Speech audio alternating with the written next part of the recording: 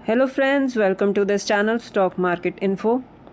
तो चलिए friends, video को स्टार्ट करेंगे। जैसे कि आप देख सकते हो कि आप अपनी स्क्रीन पर क्या देख रहे हो। मैंने कंपनी एक आपके सामने रखी है, वो है वेदांता। लेकिन अगर आप सोचोगे कि हम वेदांता के बारे में डिस्कस करेंगे, तो नहीं फ्रेंड्स, वेदांता के बारे में डिस्कस नहीं करेंगे। हम डिस्कस करेंगे वेदांता की एक सब्सिडरी जो है हिंदुस्तान जिंक। शायद से आपने इसका नाम सुना भी होगा। और फ्रेंड्स, मतलब नाम में ही है कि ये कंपनी काम क्या करती है। यस फ्रेंड्स, ये मेटल सेक्टर में काम करती है, माइनिंग में काम करती है, और इसको बोलते भी हैं zinc and silver of India.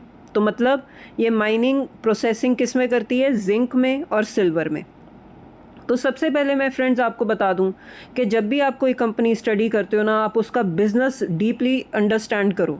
क्योंकि अगर आपको बिज़नेस की समझ होगी ना, तो आप अच्छे से कंपनी को एक मतलब अगर आप बाय भी करोगे ना, मतलब एक प्रॉपरली कॉन्फिडेंस के साथ डिसीजन ले पाओगे कि मैंने उसको बाय करना है कि नहीं करना। और अगर आपने बाय कर भी लिया ना, तो उसको आप एटलीस्ट होल्ड करके रख पाओगे। ठीक है ना। तो ये बिज़नेस को पढ़ना बहुत ही ज़्यादा इंपॉर्टेंट होता है। जस्ट किसी के कहने पर हम शेयर नहीं खरीद सकते, क्योंकि उसके साथ हम उस शेयर में टिक ही नहीं पाएंगे, हमारा कॉन्फिडेंस ही नहीं होगा।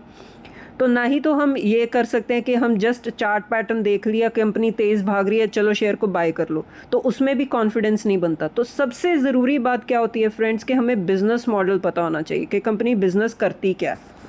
जैसे कि मैं आपको थोड़ा सा बता दूं ये कंपनी काम क्या करती है। जैसे कि हमने पढ़ ही लिया कि ये जिंक और सिल्वर में काम करती है। ये second largest integrated zinc producer है हिंदुस्तान जिंक, और थर्ड लार्जेस्ट सिल्वर प्रोड्यूसर है ग्लोबली। और जो इनकी एनुअल कैपेसिटी है वो है 800 MT।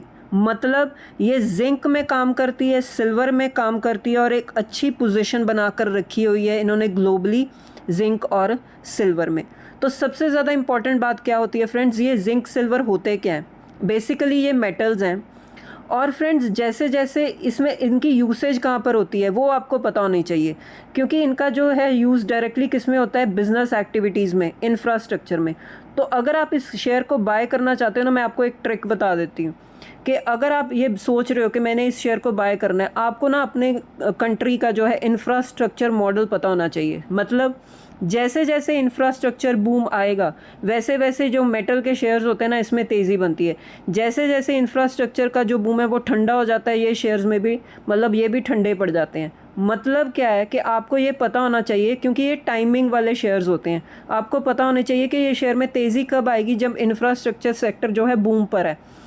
और ये शेयर में गिरावट कब आएगी, या ये शेयर कूल ऑफ कब होंगे, कंसोलिडेट कब करेंगे, जब इंफ्रास्ट्रक्चर सेक्टर में भी कूल ऑफ हो रहा है, वो ठंडा पड़ रहा है, उसके बजट कम हो रहा है, ठीक है, स्पेंडिंग कम हो रही है।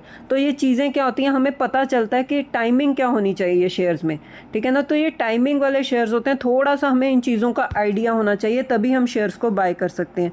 वही फ्रेंड्स जो मैं आपको बता रही हूँ, आपको चार्ट पैटर्न में भी दिखेगा कि अगर आप टॉप मतलब जब से कंपनी लिस्ट हुई है तब से लेकर अब तक कंपनी ने रिटर्न्स कितने दिए हैं? 474%। तो आप बोलोगे रिटर्न्स तो बहुत कम है। यस, डेफिनेटली कम है।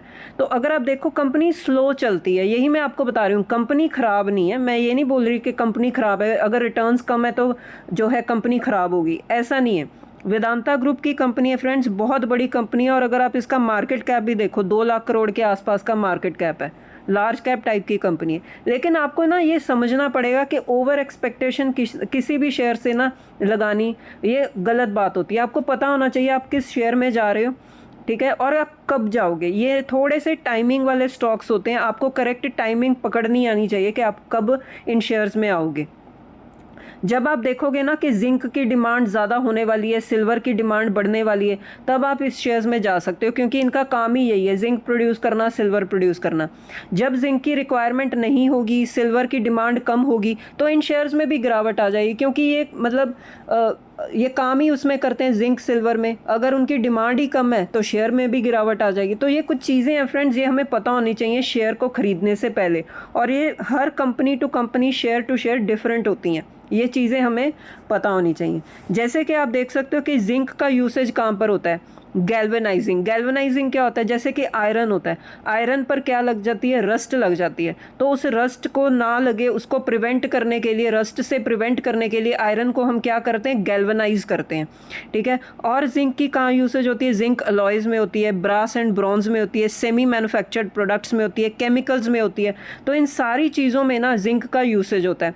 अगर इन चीज़ों में, इंफ्रास्ट्रक्चर में, सारी चीज़ों में, बिल्डिंग मटीरियल में तेज़ी बनेगी तो जिंक की भी प्रोडक्शन ज़्यादा होगी तो शेयर में तेज़ी बनेगी। अब इन सारी चीज़ों में मतलब आप बोल सकते हो ठंडा हो जाएगा, इंफ्रास्ट्रक्चर सेक्टर में मतलब इंफ्रास्ट्रक्चर ग्रोथ में थोड़ा सा मतलब बजट कम हो जाएगा, चीज़ें कम जो है इंफ्रास्ट्रक्चर सेक्टर में बिल्ड होंगी, तो उससे क्या होगा, जिंक की यूसेज भी कम होगी, तो शेयर में भी थोड़ा सा कूल ऑफ हो जाएगा, कंसोलिडेट करेगा, गिरावट आ जाएगी। तो ये चीज़ें ना हमें पता होनी चाहिए, इसीलिए मैं आपको बता रही हूँ कि आपको ना बिजनेस मॉडल हमेशा पता होना चाहिए किसी भी कंपनी का।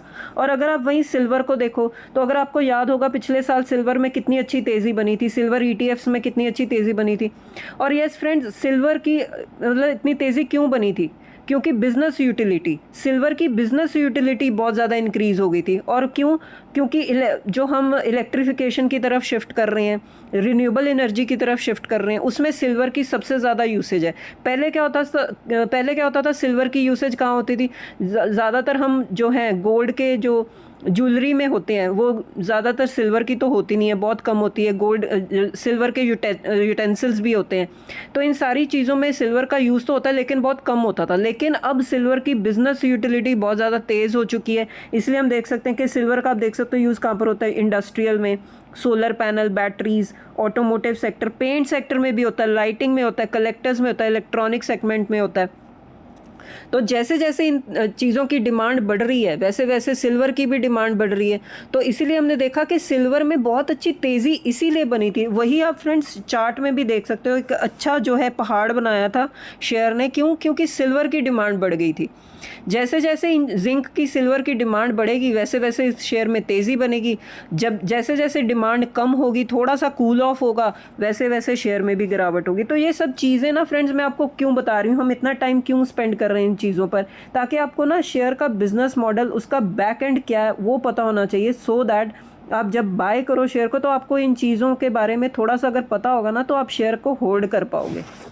उसके बाद फ्रेंड्स इस कंपनी को हम डिस्कस कर क्यों रहे हैं, क्योंकि वेदांता ग्रुप की ये जो सब्सिडरी है हिंदुस्तान जिंक, इन्होंने जो है एक अनाउंसमेंट की है कि आने वाले टाइम में ये 500 से लेकर 600 मिलियन डॉलर, अगर हम रुपी टर्म्स में बात करें तो 5000 करोड़ की जो है इन्वेस्टमेंट अनाउंस की है इन्होंने for their projects, for their upcoming projects. मतलब जितने भी जो प्रोजेक्ट्स इनके चल रहे हैं या जो इनके अपकमिंग प्रोजेक्ट्स हैं, जो पाइपलाइन में है, जो प्लान्ड है, उसके लिए इन्होंने 5000 करोड़ की इन्वेस्टमेंट अनाउंस की है। तो बहुत अच्छी बात है फ्रेंड्स, अगर कंपनी ने ग्रो करना है तो केपेक्स तो करना ही पड़ेगा, इन्वेस्टमेंट करनी पड़ेगी, तभी तो हम आगे ग्रो करेंगे। और सबसे ज़्यादा इंपॉर्टेंट बात ये भी होती है फ्रेंड्स, इन कंपनीज़ के ना केपेक्स बहुत ज़्यादा हाई होते हैं और जो रेवेन्यू रिकग्निशन है ना वो धीरे धीरे होती है, इसीलिए तभी शेयर इतना स्लो भी चलता है, इसीलिए स्लो चलता है।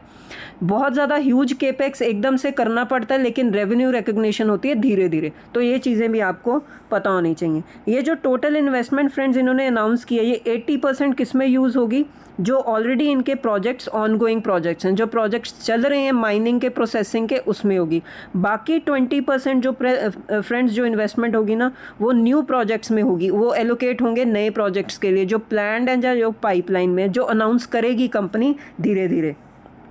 उसके बाद फ्रेंड्स मैंने आपको कंपनी का चार्ट पैटर्न तो दिखा ही दिया है ऑल टाइम का, और ये पिछले 5 साल का चार्ट पैटर्न आप देख सकते हो, जस्ट 65% के रिटर्न्स है। तो ये कंपनी ख़राब हो गई? अगेन नहीं फ्रेंड्स, कंपनी रिटर्न्स के बेसिस पर नहीं आपने डिसाइड करनी, आपने ये देखना है कि बिजनेस, जैसे जैसे फ्रेंड्स जिंक और सिल्वर की डिमांड बढ़ेगी वैसे वैसे कंपनी के शेयर में आप अच्छी तेज़ी देखोगे।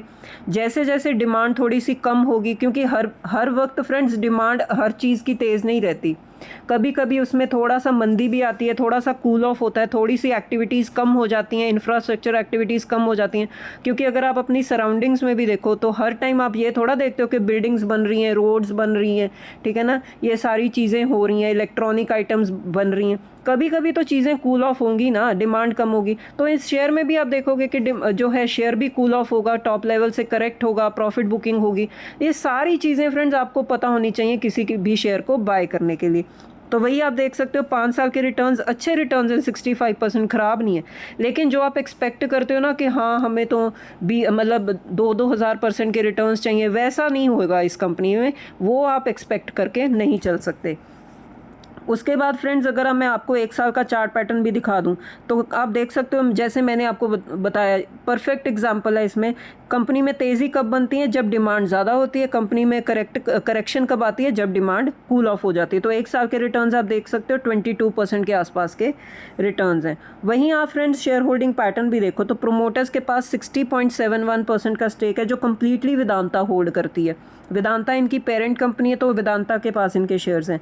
FIS भी 2.20% का स्टेक लेकर बैठे हैं। DIS भी 5% के आसपास का स्टेक लेकर बैठे हैं। लेकिन गवर्नमेंट के पास फ्रेंड्स सबसे ज़्यादा स्टेक है, वो है 27.92%। ठीक है ना, तो गवर्नमेंट सबसे ज़्यादा होल्डिंग रख के बैठी है। उसके बाद फ्रेंड्स पब्लिक के पास भी स्टेक है 4.21%।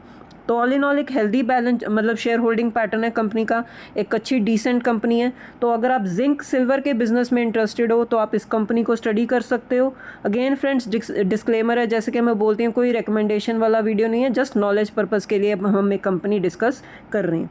तो ठीक है friends, all about this video. मिलते हैं नेक्स्ट वीडियो में। Till then bye bye.